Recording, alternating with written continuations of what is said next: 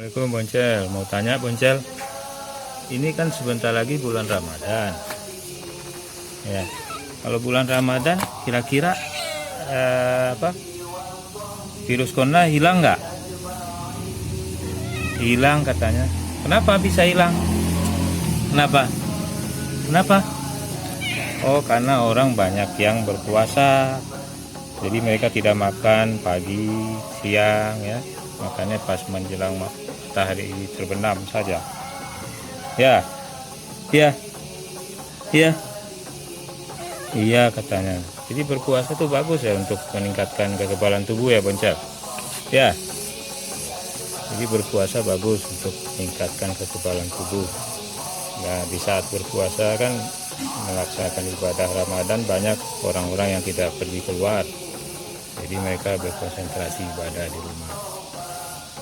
Nah, ini juga termasuk salah satu hal menghindari penyebaran virus corona. Aktivitas di luar berkurang. Ya Boncel. Ya. Iya katanya. Nah, jadi Boncel tahu ya tentang Ramadan, pintar ya. Mudah-mudahan ya Boncel ya. Ya. Ya.